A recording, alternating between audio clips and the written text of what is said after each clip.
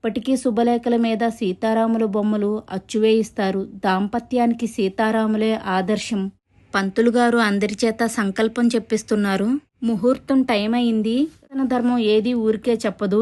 జీలకర్ర బెల్లం పెట్టగానే వధూవరులు ఒకరినొకరు చూసుకోవాలంట. హారతి కళ్ళు కద్దుకుందాం. మంగళసూత్ర ధారణ అర్చక స్వామి అందరికీ చూపిస్తున్నారు. తరంబ్రాలు పోసేటప్పుడు భలే సరదాగా ఉంటుంది. ఇప్పుడుతో బంతులాట. హాయ్ గాయ్స్, అందరికీ శ్రీరామనవమి శుభాకాంక్షలు. టెంపుల్ ప్రాంగణంలో సీతారాముల కళ్యాణం జరుగుతుంది. దంపతులు పూజలో పాల్గొన్నారు. ఈసారి మేము మిస్ అయ్యాం. స్వామివారికి పట్టు వస్త్రాలు సమర్పిద్దాం అనుకున్నాం. అనుకున్న టయానికి వస్త్రాలు రాలేదు. సీతారాముల కళ్యాణంలో పాల్గొన్న వారికి, చూసిన వారికి ఐశ్వర్యం, సంతానం తప్పకుండా కలిగి తీరుతుంది. దయ రాములు వారి సహజగుణం. ఇప్పటికీ శుభలేఖల మీద సీతారాముల బొమ్మలు అచ్చువేయిస్తారు. దాంపత్యానికి సీతారాములే ఆదర్శం. ఎంతకాలం రామనామం జపిస్తారో, రామాయణం చదువుతారో అంతకాలం జాతియందు మానుషత్వం మిగిలి ఉంటుందని ఋషివాక్కు. పంతులు గారు అందరి చేత సంకల్పం చెప్పిస్తున్నారు.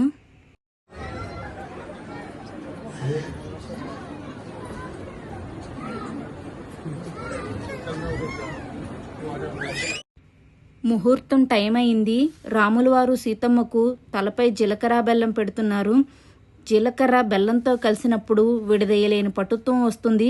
దీనిలాగే దంపతుల మధ్య ప్రేమ, వాళ్ల బంధం అంత గట్టిగా పెనవేసుకోవాలని ఆనాడు స్వామి అమ్మవార్ల దగ్గర నుండి ఈనాటి మనుష్యుల వరకు ఇదే సాంప్రదాయం కొనసాగుతుంది. సనాతన ధర్మం ఏది ఊరికే చెప్పదు. జీలకర్ర బెల్లం పెట్టగానే వధూవరులు ఒకరినొకరు చూసుకోవాలంట. అప్పుడే ఉత్తమ ప్రయోజనం చేకూరుతుంది. ఆ కాలంలో మనుష్య జాతి అంటే హేయం, సదుద్దేశం ఉండేది కాదు. రామచంద్ర ప్రభు మనుష్యుడిగా పుట్టి ఎలా జీవించాలో తానే జీవించి చూపించారు.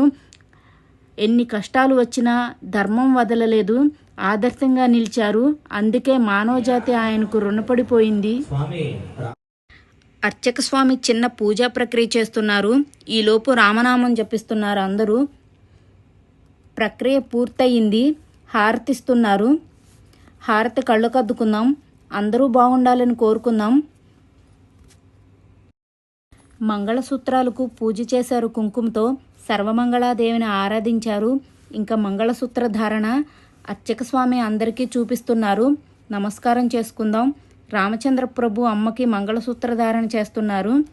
వధూవరులు కాస్త అమ్మా నాన్నలుగా మనల్ని దీవిస్తారు. లోకంలో బిడ్డలకి తల్లిదండ్రులు భారం అవ్వచ్చేమో కానీ తల్లిదండ్రులకు ఎంతమంది బిడ్డలున్నా బరువని ఒక్కనాడు కూడా అనుకోరు. మన శ్రేయస్సుని ఎల్లప్పుడూ ఆకాంక్షిస్తారు. అల్ప సంతోషులు. మన నుంచి ఏమీ ఆశించరు. మంగళసూత్రధారణ అయ్యింది. హారతిస్తున్నారు. తలంబ్రాలు పోస్తున్నారు. తరంబ్రాలు పోసేటప్పుడు భలే సరదాగా ఉంటుంది. ఇదిగో ముత్యాల తరంబ్రాలు. పక్కన తలంబ్రాల సాంగ్స్ పాడుతున్నారు లేడీస్ అంతా కలిసి. ఇదిగో స్వామివారి కిరీటాలు తాకి నమస్కారం చేసుకుంటున్నారు.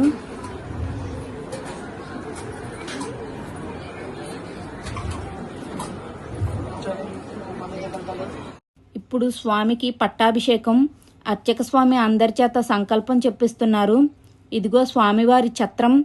ఇక స్వామి రాజారాముడుగా కూర్చుంటారు. స్వామికి ముత్యాలహారం సమర్పిస్తున్నారు. ఇప్పుడు సీతమ్మకు, అలాగే లక్ష్మణుడికి స్వామి హనుమకు కూడా వేశారు. ఇవిగో స్వామివారి పాదుకులు. చూసి నమస్కారం చేసుకుందాం. ఇది స్వామివారికి యజ్ఞోపవీతం వేశారు. ఇది ముత్యాలతో కూడుకున్నటువంటి పచ్చల పథకం. చివరగా కిరీటాలు పెడుతున్నారు అందరు మూర్తులకు.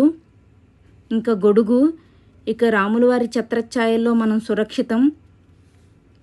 నదీ జలాలు ఆవాహనం చేసినటువంటి నీటిని ప్రోక్షణ చేస్తున్నారు స్వామిపై, ఇంకా పాదుకులపై కూడాను. మాలలతో దంపతులు ఆడుతున్నారు. పూబంతితో బంతులాట. చివరగా హారతిస్తున్నారు. శక్తి ఉన్న సహనంతో ఉండటం రామతత్వం. అవకాశం ఉన్న భర్త వెంటే నడవడం సీతమ్మ గుణం. కష్టాలలో తోడుండడం లక్ష్మణ ఔదార్యం. నమ్మిన వారి కోసం తెగించడం ఆంజనేయ తత్వం. ప్రతి అడుగులో మంచిని గ్రహించాలన్నదే రామాయణ పరమార్థం. జై శ్రీరామ్.